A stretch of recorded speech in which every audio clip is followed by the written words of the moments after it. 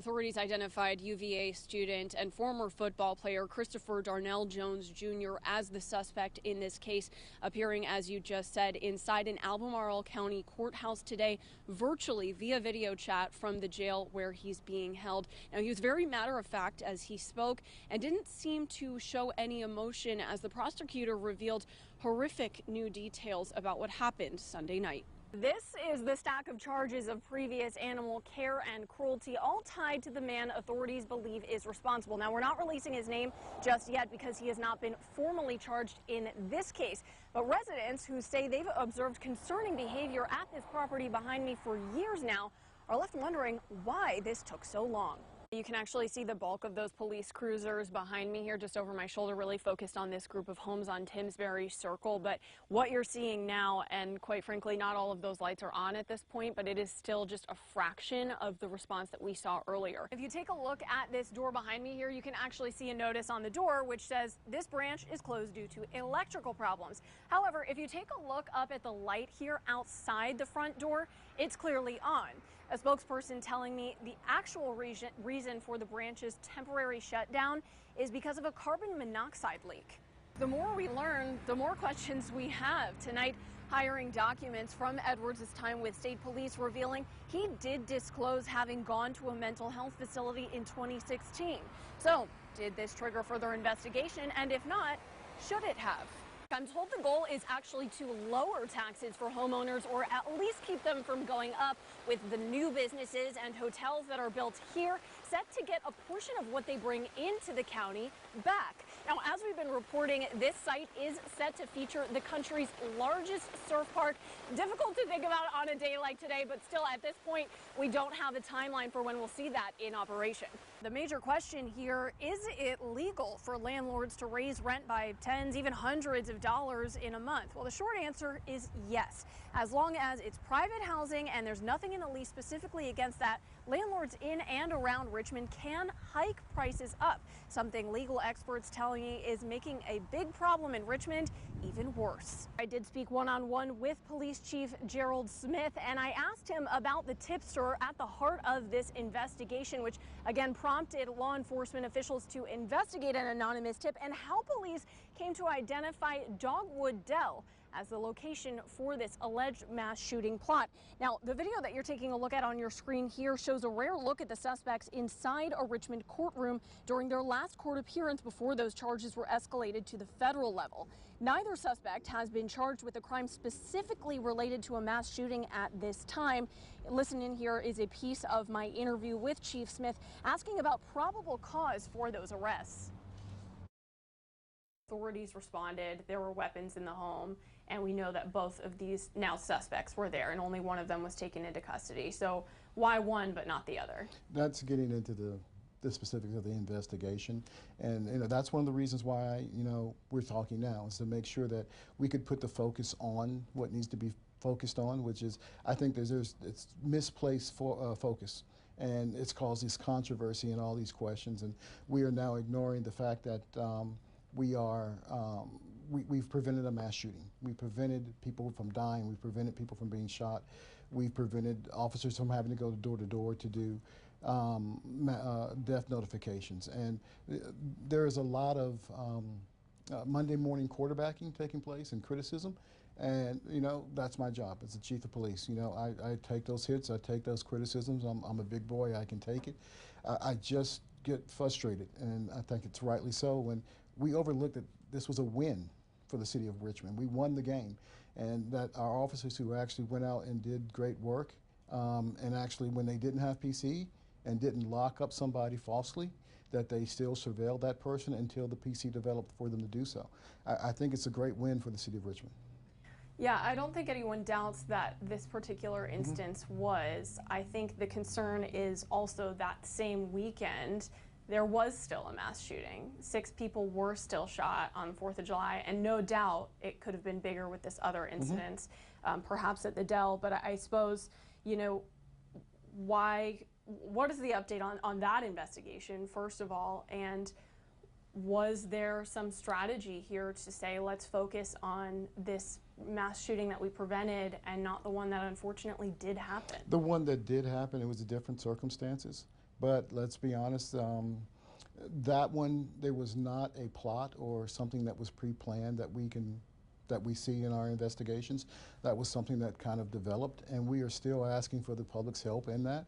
If we had the public's help before or after that one that did take place, maybe we could have prevented it by this time. Maybe we could have actually solved that case. So if we compare that to the plot that we stopped on the 4th of July, which I believe then and believe now was the Dogwood Dale, the difference is the public's participation and the public's help in actually calling up with the police and giving us information that helps us to solve those crimes, that helps make Richmond a better place. I think that's the difference between those two incidents. If we had known information before and after, we could have maybe prevented it, or quite possibly we could have actually had it solved by now. The criminal investigation into Ferry's behavior with high school students in Colonial Heights prompted a special prosecutor to make a report to social services. But when parents went to school officials about their concerns back in May of last year, complaints went unreported to police, and then the clock ran out.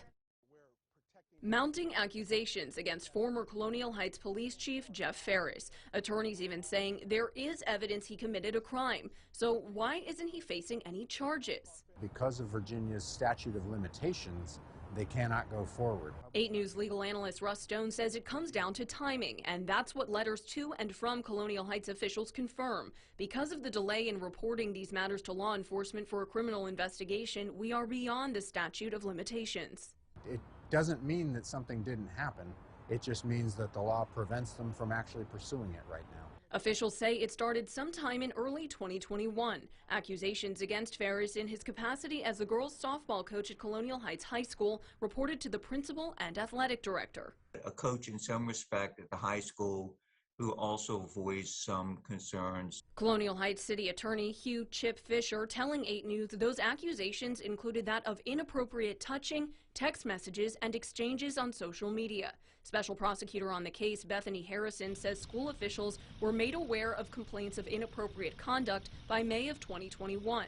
But it wasn't until February of the following year that city council members say they knew about the allegations around the time that Ferris resigned as softball coach. We uncovered more facts at that time that the school system did not know about. We relayed those facts to the state police. On March 2nd, Hughes says the city manager placed Ferris on administrative leave and requested access to his city-issued iPad and phone, but it took several attempts. He never gave us that password to his phone, so we could never access his cell phone to see what specific communications might have been on there.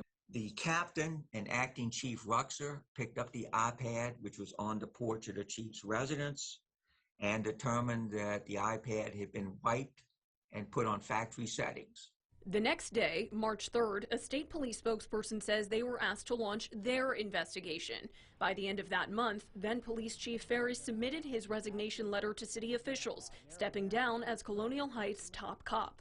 By mid-September, emails among city officials and the special prosecutor showed there was evidence of a crime. Fisher wrote to Harrison, "There is evidence that former Chief Ferris committed a misdemeanor or misdemeanors, but that the statute of limitations has expired, thus foreclosing your office from prosecuting him for those crimes." She responded, "Your interpretation is correct."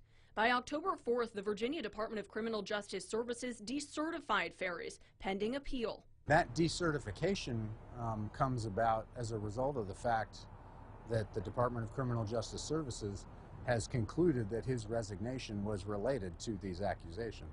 And it practically means he cannot be a police officer somewhere else. For now, Fisher says the case is closed, but if more evidence is uncovered or there's reason to believe that a felony happened, that could change. Now, the day after Ferris was decertified as a police officer, the special prosecutor on this case sent another letter to the city manager addressing concerns about whether school officials violated mandatory reporting requirements. Harrison believes, based on what they knew at the time, they were not obligated to report to authorities as the accusations had not yet risen to the level of creating the suspicion of child abuse or neglect. City Councilwoman Dr. Laura Poe also tells me she hopes they'll be able to restore the honor and integrity of the police department under their new chief. Right here in Richmond, UNOS has a multi-million-dollar contract with the federal government, something that CEO Brian Shepard tells me is primarily paid out by hospitals and organizations that they work with. But the nonprofit is now under fire, facing accusations of mismanagement and inadequate security, something witnesses said during that Senate Finance Committee hearing yesterday is costing precious lives. A precious organ luckily salvaged for transplant despite the box arriving with tire marks on it and the container inside ruptured. This, something surgeon Jamie Locke says is all too common. There's very little in healthcare that has the immediate life and death stakes as organ transplantation. That's why UNOS CEO Brian Shepard appeared before the Senate Finance Committee in Washington, D.C. yesterday, with members of Congress sharing their concerns with the nonprofit following more than 2.5 years of investigation. Far too many Americans are dying needlessly because UNOS and many of the transplant organizations it oversees are failing and seem uninterested in improving. Errors matching donors and recipients, transportation delays, and patients dying from infections. So why the errors? Senator Ron Wyden says it comes down to UNOS's mismanagement. Other panelists at the hearing also backing the senator's accusations.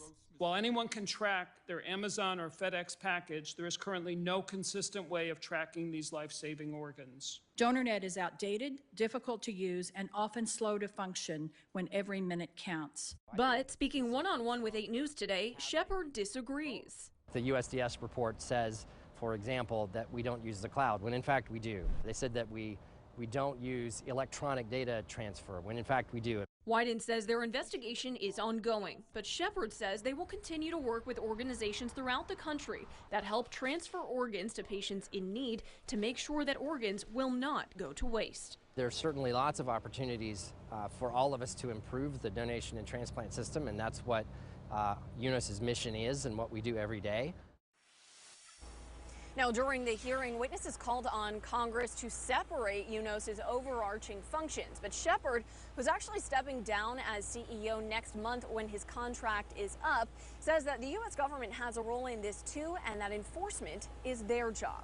Signs like these say it all, urging drivers on Semmes Avenue here to slow down, in these Halloween-themed messages warning drivers of the dangers if they don't.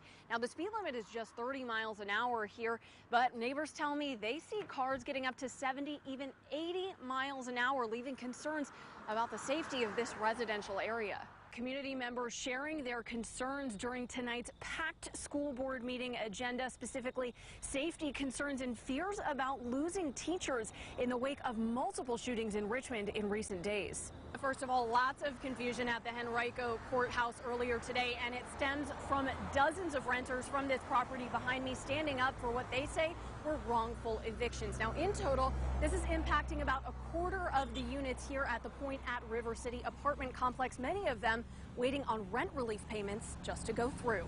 School leaders tell me it's really a series of factors, including language barriers and formal educations that get interrupted and not always resumed.